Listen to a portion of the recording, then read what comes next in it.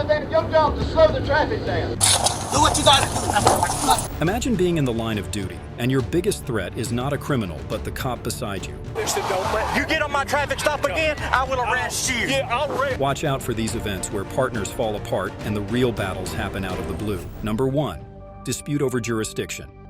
In this footage, the Okmulgee County Sheriff's Office and the Muskogee Light Horse got into a heated argument over jurisdiction rights and whether or not an arrest can be made by tribal police. One jailer from Okmulgee County Jail assaulted the Light Horse deputy chief.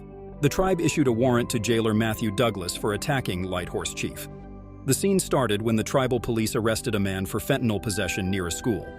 The jail staff did not accept the criminal, and an altercation started between both parties, which turned into a physical fight.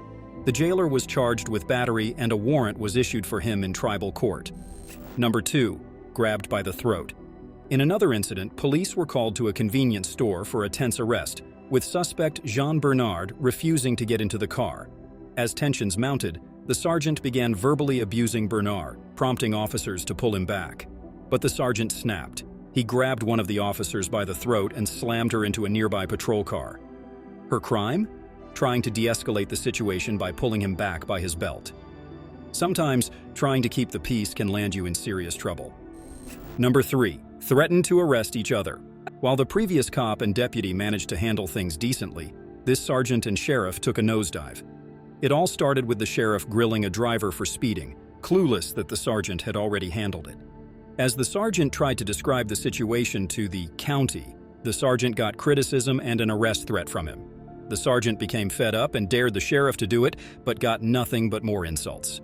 Instead of retaliating, the sergeant retreated to his patrol car with a curt, "Thank you, officer." Thank you, sir. But once inside, he unleashed his anger, away from the public eye. Number 4. Top-ranking officer pulled over. If you thought only low-ranking cops get pulled over, think again. This video proves otherwise. The officer was stunned when he realized who he'd just caught speeding: Henry County Chief Deputy Michael Yarbrough. It was confirmed by a spokesperson that Yarbrough was off-duty at the time of the incident with neither lights nor siren on. The officer issued a ticket to the county chief, who signed it without fuss. But the story didn't end there. Yarbrough was suspended for 40 hours without pay. Karma he got for violating the rules. Number 5. Police officer pulled. In Orlando, Florida, what started as a calm day quickly spiraled out of control. A deputy pulled over a police officer, but the officer wasn't having it. Annoyed, he demanded to know why he was stopped on his way to serve the country. The deputy accused him of speeding, but the officer wasn't up for a traffic lesson. Instead, he refused to hand over his license, jumped back in his car, and sped off. But karma hit fast. Soon he was charged with multiple offenses and temporarily benched by his department. Talk about regretting that decision. Number 6. Cops confronting their lieutenants. In northern Michigan, in November 2016, a routine stop turned chaotic for Deputy Morrison.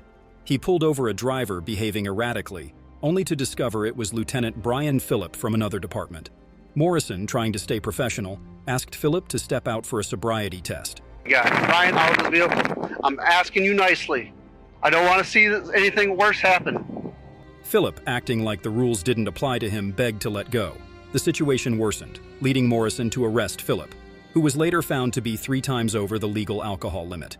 And that is how a high-ranking officer's career ended in serious jeopardy. Number 7. Cop defends citizen. On December 11, 2022, First Amendment Auditor Jeremiah Payne and his family were trudging down the street with a shopping cart when their daughter's candy spilled in front of off-duty Detective William Thorogood's house. Thorogood, mistaking the candy for trash, flashed his badge and asked them to pick it up. Payne, armed with his phone, decided to film the encounter, prompting Thorogood to lose his cool. What followed was a dramatic display of force. Thorogood threw Payne to the ground and put his knee on his neck. After some heated debate and apologies, Thorogood found himself decommissioned. Payne, meanwhile, chose to pursue legal action, proving that even candy spills can lead to courtroom drama. Number 8. Sheriff arguing with state trooper. Up next, we move to a small-town argument where the sheriff and a state trooper clash over how to handle a traffic jam caused by cattle. The sheriff fiercely insists on doing things his way, calling in a whole team while declaring, "These cattle ain't just gonna lay down." The state trooper, just trying to clear the road, is caught in the middle of this power struggle. As the sheriff throws up a shade and commands his crew, it's clear who's in charge. In this town, it's not just about the cattle, it's about who's calling the shots. Number 9. Lexington and Cleveland County. When local law enforcement bands together, it usually spells teamwork. But when Lexington police officers and Cleveland County Sheriff's deputies clashed on January 30th, sparks flew. Amid a high-stakes SWAT call-out, officers from various agencies, including Norman, Moore, and even the University of Oklahoma, arrived on Lexington for what was thought to be a hostage situation. The target? A former Tulsa cop on the run, heavily armed and charged with rape. But when the dust settled, the suspect was nowhere to be found, leaving only an angry PD demanding answers on what was going on and a sheriff rudely shutting him off. Number 10. Argument over driver's license. And next up, we have got a traffic stop with a twist. It was a regular day for Officer Henry with the West Police Department until he pulled over a black truck for speeding and got a surprise. The person inside was none other than Sheriff Chris Bryant of Carter County, Oklahoma. Officer Henry started by asking for the usual license and registration, but Sheriff Bryant wasn't having it. "I'm the sheriff, okay?" he said, refusing to hand over his license. Things got tense for a moment, but Officer Henry kept his cool. Even when Bryant stepped out of his vehicle, the officer stayed composed. In the end, Sheriff Bryant apologized for the whole incident, admitting he was in the wrong. Number 11. Fake cop gets arrested. After an altercation at the club, Samuel Smith, handcuffed by a self-styled Homeland Security agent, found himself in a tangled mess of fake badges and blue lights. Terrence Jacks was pretending to be a police officer, but his act was caught quickly. The real officers, puzzled by Jack's misdemeanor, took him into custody. Meanwhile, Smith's wife, Patricia, had her troubles with the law, leading to a night that left everyone questioning who was in charge. Number 12. Showdown at Muskogee County Jail. On July 16, 2022, the Muskogee County Jail turned into the stage for this bizarre showdown. Sheriff's deputies strutted in like VIPs, while Columbus police officers found themselves locked out, stewing in their cars. The rule was simple: deputies first, state troopers next, and the police. Well, they could wait. But the officers were not just going to wait and watch. They blocked the deputy's car and started a full-blown conflict when one cop even considered arresting CPD officers for obstruction. Number 13. Fired for pepper spraying. On a December night in 2020, Army Second Lieutenant Karan Nazario faced two Windsor police officers with guns drawn over a number plate, but temporary plates are visible enough in the video. Calm as a monk, Nazario repeatedly asked, "What's going on?" Officer Joe Gutierrez's response was a pepper spray blast through the window. Nazario, gasping, mentioned about his choking dog in the back seat. The officers then handcuffed him, threatening his military career if he pursued action. All this over tinted windows and driving slow is unbelievable. Number 14. Texas cops schooled.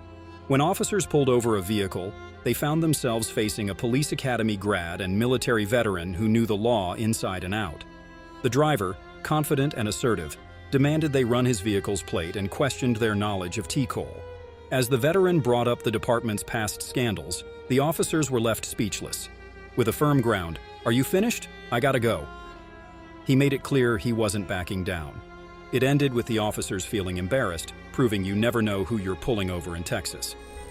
Number 15. DPS director pulled over. In this clip, things start pretty routine with a deputy pulling over a car for speeding. But when the deputy asks for registration, it quickly takes a twist. Turns out the passenger is none other than the Arizona DPS director, Frank Milstead, on his way to a memorial hike. When the deputy realizes who he's talking to, there's an awkward moment of recognition. "Oh, well, a pleasure to meet you." The rest is all friendly banter, with Milstead joking about almost having to call his buddy, the sheriff, to explain why he got a ticket. Number 16. Arrest the wrong man. Running a successful restaurant for 5 years and then being arrested for something you didn't do? That's exactly what happened to Darnell McLeod. Mistakenly identified as a wanted drug trafficker, McLeod's pleas for innocence were ignored when Fremont police stormed his restaurant. Without asking for his last name or ID, they hauled him up to jail. McLeod was left humiliated and shaken, and his friend was furious, noting that a simple ID check could have avoided the mess. Now McLeod is considering legal action, hoping his story will prevent similar errors in the future. Number 17. Cops get humiliated by citizen. This footage is a legal right versus routine example, starring a man and his can of Pepsi. What began as a routine patrol turned into a long inquiry when officers suspected the drink might be more than it seemed. The man, unimpressed by their reasonable suspicion, questioned their every move, asking, "Do you suspect I'm drinking in public?" As the officers demanded information, the man stood his ground, challenging their allegation against him. The man then asked the officers to give their cards to them. When the officers realized they had nothing more left to inquire about, they quickly backed away. Number 18. District Attorney traffic stop. Up next, we have a scene right out of a courtroom where a district attorney decided she was too good for a speeding ticket. Caught speeding at 55 mph in a 35 mph zone, Doral zips into her garage where a Webster police officer confronts her. Ma'am, can you please stay at the back? This is a legal traffic stop. Can you please stay over here? Unfazed, she declares her DA status and calls the police chief, arguing she does not qualify for a ticket. The result? A speeding ticket reminds everyone that even top officials have to obey the law. Number 19. Cop criticized at ceremony. The City Council of Tamarack, Florida, was buzzing with excitement as Deputy Joshua Gallardo was celebrated as Deputy of the Month. But wait, just as everyone is snapping photos and cheering, City Commissioner Mike Gillen decides to steal the spotlight. He grabbed the mic and announced, "Hey Gallardo, you're the officer who wrongfully arrested me 4 years ago." You probably don't remember me, but you're the police officer who falsely arrested me 4 years ago. You are a bad police officer. Gallardo awkwardly thumbs up and exits stage left, leaving the mayor to awkwardly patch things up. Talk about an unexpected plot twist.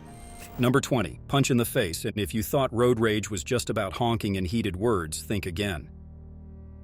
On December 8, 2023, 57-year-old off-duty Meriden Police Corporal Alan Ganter took it to a whole new level.